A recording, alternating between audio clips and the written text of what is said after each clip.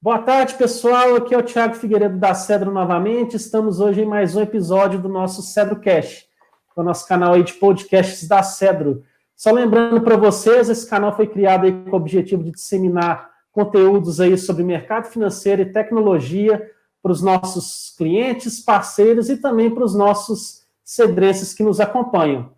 Bom, pessoal, no episódio de hoje, eu estou aqui hoje com o Rodrigo Santos, que muitos chamam aí de Digão. O Digão está na série aí desde a fundação, nosso vice-presidente, está desde o começo aí das operações da Cedro e vai conversar com a gente aí hoje um pouco sobre tecnologia e o mercado financeiro. Obrigado, Digão, por ter aceitado o nosso convite, cara. Obrigado, boa tarde a todos. Muito obrigado, Thiago, pelo convite. Eu que agradeço, é um prazer aqui, né, contar sempre a história da Cedro, como que a gente começou, tecnologia, é o que eu gosto, já estou na Cedro, conforme você disse, né, desde a fundação, sou um dos sócios fundadores, então conheço tudo que já aconteceu aqui dentro.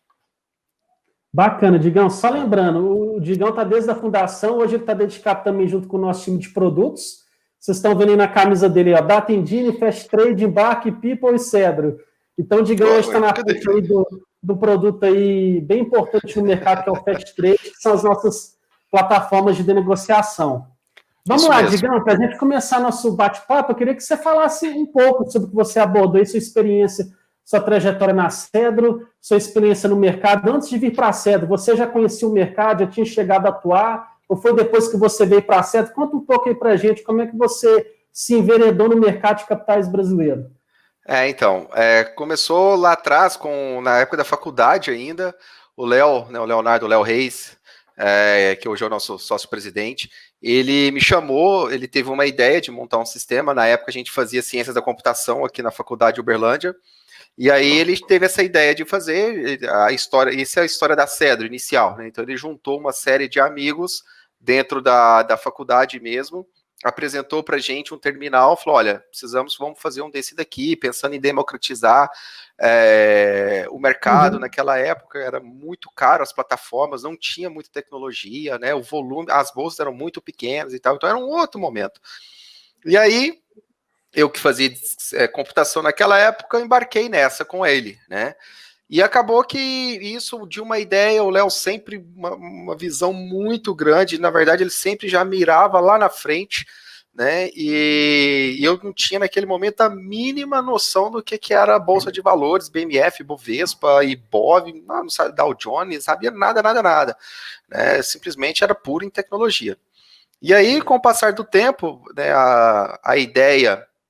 Até o brinco, né? Quando o Léo mostrou pra gente um sistema, falou que a gente tinha que desenvolver aquilo ali e tal, eu comecei usando aquilo ali e falei, bom, eu estava no penúltimo semestre, ou último, não lembro agora, acho que penúltimo semestre da faculdade, precisava fazer um estágio, né? Que era uma matéria obrigatória, um estágio supervisionado. Falei, bom, vou fazer esse sistema aí com o Léo, depois eu sigo a minha vida, o Léo segue a dele aí, pronto. Mas acabou que algumas coisas aconteceram. Primeiro, um sistema, né, que eu imaginei quando eu vi que faria ali aí em um mês, já tem 15 anos, né? A gente até brinca que é um beta forever, porque o mercado é muito dinâmico, ele nunca termina, né? O sistema nunca termina, ele sempre evolui, né? Principalmente porque o mercado evolui, né? E outra coisa, eu fui me apaixonando por esse mercado, né? Então, quando eu comecei a aprender o que é Bolsa de Valores, é um mercado, para quem gosta de tecnologia, ele é espetacular, né? Porque você tem que usar as últimas ferramentas, tudo tem que ser em milissegundos, microsegundos, né? Um segundo já é uma eternidade, então o desafio é muito grande, é muito legal. Adrenalina, até brinco, né? Começa, dá 9 horas da manhã, meu coração já começa a batedeira, né? Já começa, porque a gente sabe que tem que estar tudo funcionando, né? Os links com bolsa, links lá fora, data center e tudo mais. Então, assim, é um ambiente realmente muito bacana. Eu sou apaixonado com esse ambiente, né? Então, já estou aí há 15 anos, né? Desde o começo. E na Cedro, inicialmente, eu comecei fazendo a parte de banco de dados, né? Então, eu fui responsável pela estruturação. Na época, eu gostava muito de banco de dados. Então, eu comecei na Cedro, o meu primeiro trabalho, digamos assim, né, da Cedro foi estruturar a parte de banco de dados da Cedro, né, e quem é da Cedro aí, o banco Control, Charts, fui eu que estruturei isso aí lá atrás. Depois eu passei por uma fase ali de desenvolver os estudos técnicos no gráfico, né? Então, a maioria dos estudos técnicos... análises técnicas, né, que o pessoal vê hoje no lugar.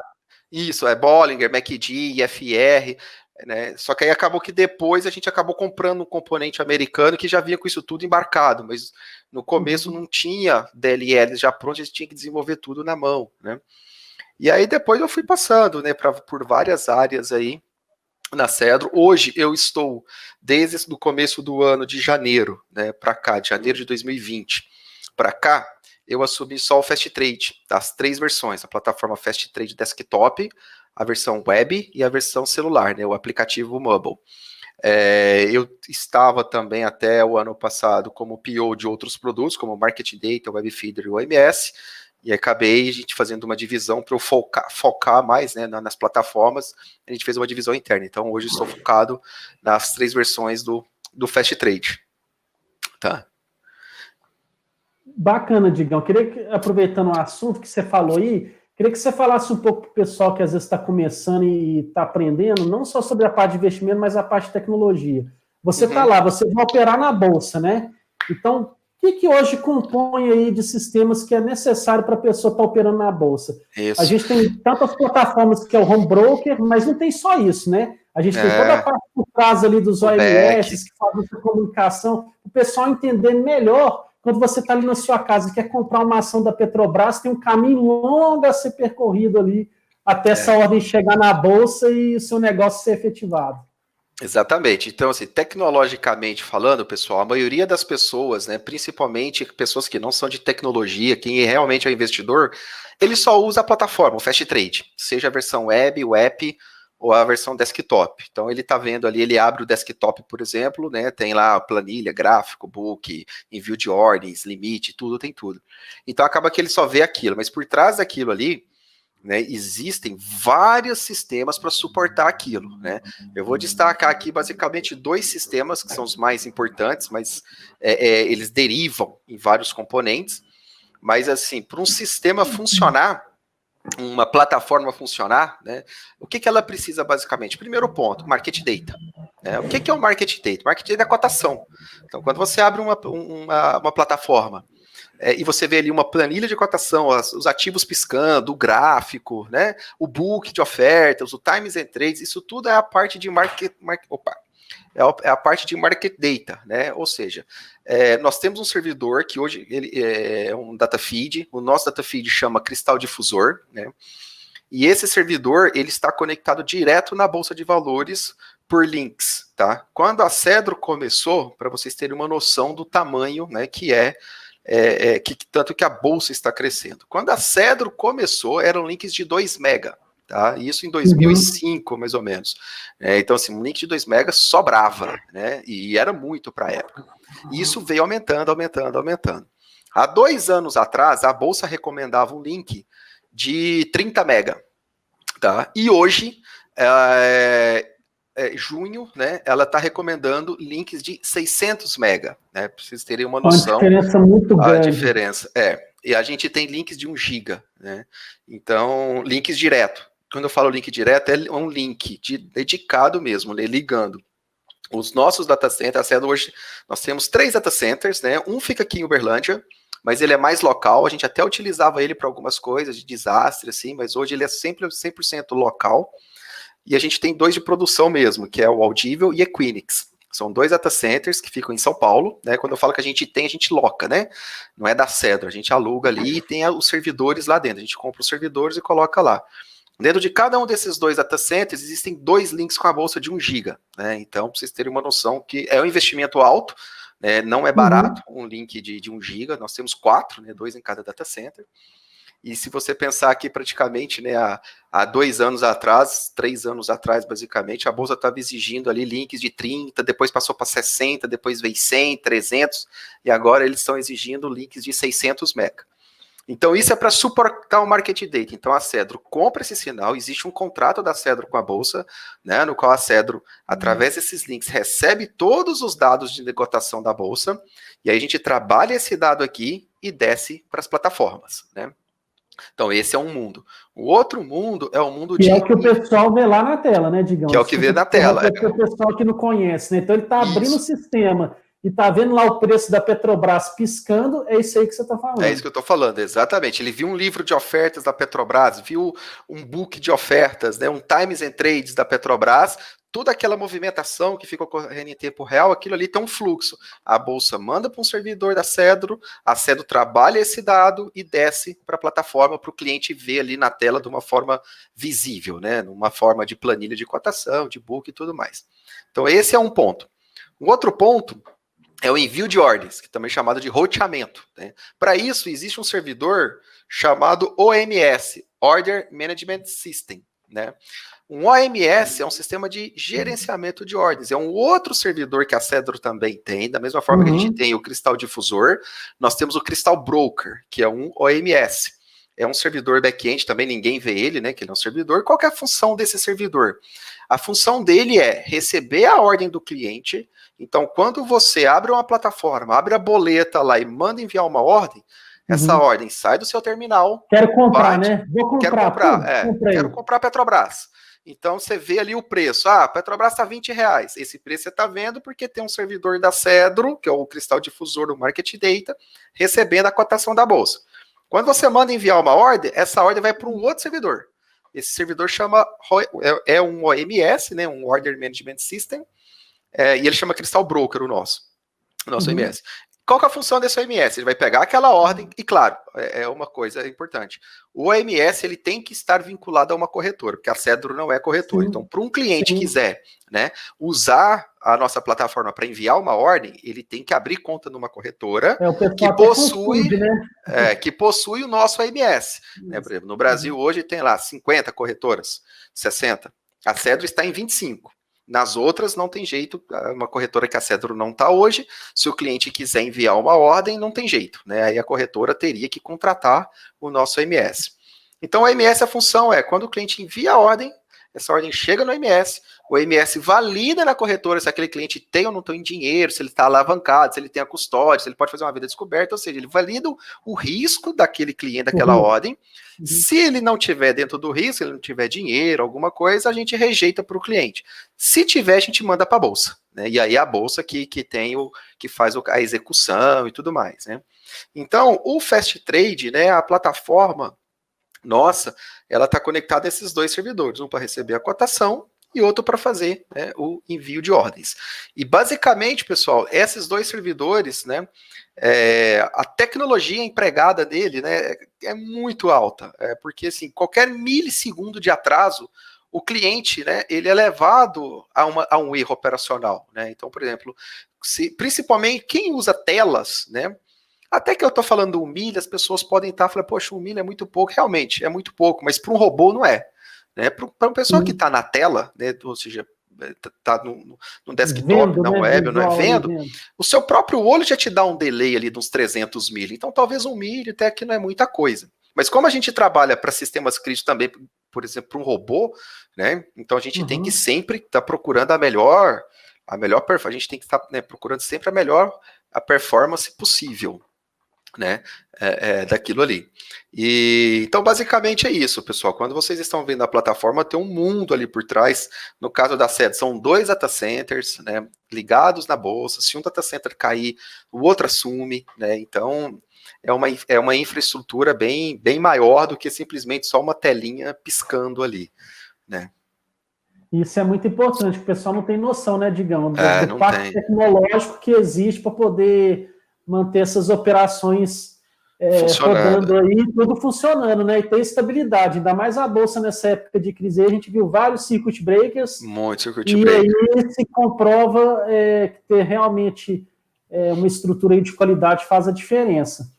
Mas continuando aqui, Oi, pode falar. Não, só ia falar porque assim, realmente em 2000, um mês e meio mais ou menos antes das eleições de 2018, nós trocamos todos os nossos servidores de Market Data, justamente porque a gente sabia que durante as eleições ali, né, iria dar um pico alto, né?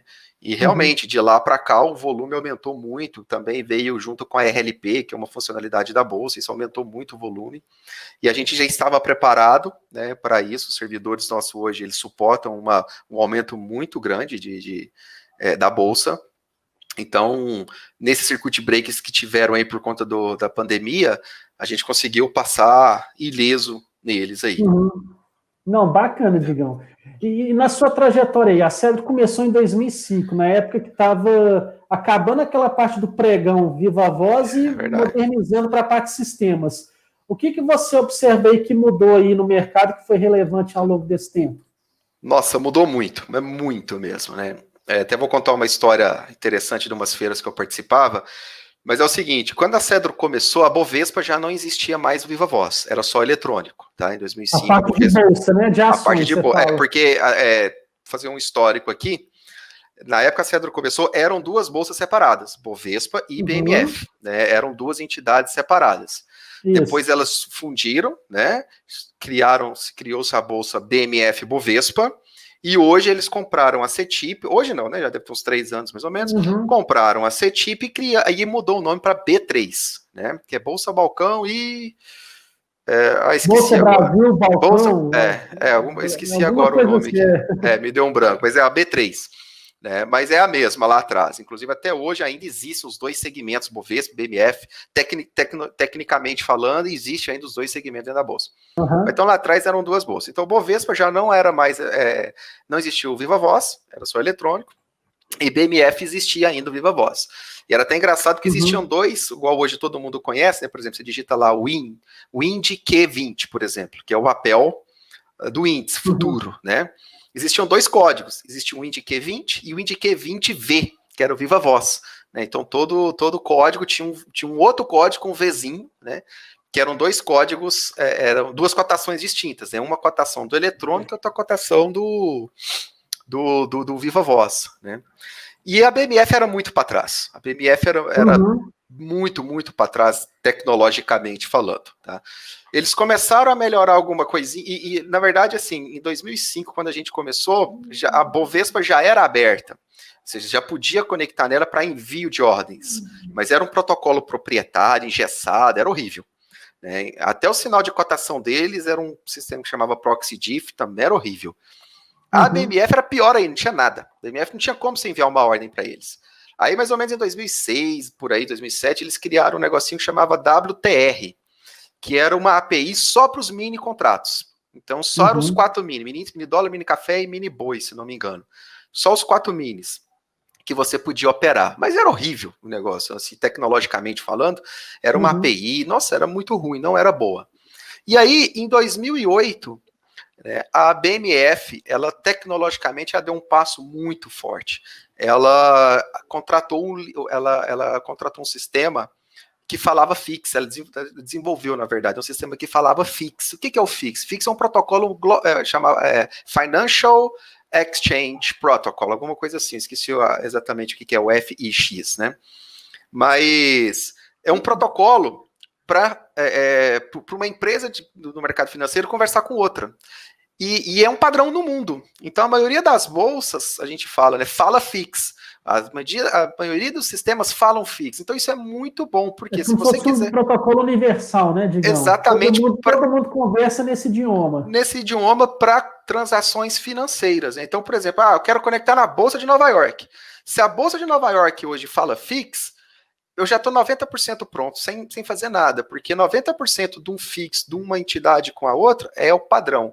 10% tem uma variação pequena, alguma coisa ali, mas também não foge muito, é bem tranquilo. E aí ela veio com esse fix, e aí realmente foi quando coincidiu muito, na época que o Brasil ganhou Investment Grade, sim, né, que a gente elevou o nosso... 2008, exatamente. Então, dólar lá embaixo, então foi assim, foi um banho tecnológico, depois a Bovespa também migrou para isso, né, para os protocolos FIX também, né? A Cedro foi a primeira empresa no mundo a certificar FIX com a bolsa, com a BMF, né? Então era algo novo tanto para a Cedro quanto para a bolsa, o FIX. Ninguém conhecia isso, né? E a gente conseguiu um parceiro com o Itaú, que ele foi um primeiro cliente nosso no FIX, né? Nisso daí, a gente desenvolvendo junto com a bolsa e dava problema demais. Nossa, era problema toda hora. Não só do nosso lado, como também da bolsa, como de muito problema. E aí o que aconteceu?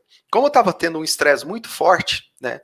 e o Itaú é uma instituição muito grande, ele conseguiu fazer com que a Bolsa parasse, né, parasse a homologação, a integração com todo mundo e ficasse só com a Cedro. Falou, olha, como está dando problema, nós vamos pôr a Cedro no ar, quando a Cedro estiver no ar, a gente volta a homologar com todo mundo. E aí foi muito bacana, porque foi um trabalho muito forte ali, muito pesado entre a gente e Bolsa, né, com o Itaú pressionando os dois. Então a gente foi a primeira empresa a ser certificada FIX, isso realmente deu uma abertura muito boa para a Cedro, né, comercialmente falando, né, e foi muito legal. Até hoje a gente está no Itaú, né, são mais de 12 anos, então no mesmo cliente. Sucesso, né, digamos, no mercado 12 anos o mesmo cliente, exatamente, então é bem bacana com a gente. E daí eu ia falar o seguinte, né, existia uma feira nos Estados Unidos, chamava SIFMA, era uma feira de mercado financeiro e iam empresas do mundo inteiro para essa feira, Thiago. Era muito bacana. Ela ocorria num hotel lá em Nova York, no Hilton. Um baita hotel, eram 2, 3 andares de feira, e tinha empresas do mundo inteiro referente ao mercado financeiro. Então tinha empresas, desde empresa que fazia cabo, que levava o sinal mais rápido do gabinete para o monitor, sabe? Empresa de OMS, empresa de marketing, não, tinha empresa de tudo que você imaginar desse business, desse mercado, muito legal. Empresa de hardware, empresa de teclado, é muito bacana. E quando eu fui lá a primeira vez, foi em 2010. 2009 ou 2010, acho que foi 2009, se não me engano. A primeira vez que eu fui, foi 2009. A primeira vez que eu fui lá foi em 2009. Nossa, eu cheguei lá, eu fiquei desesperado.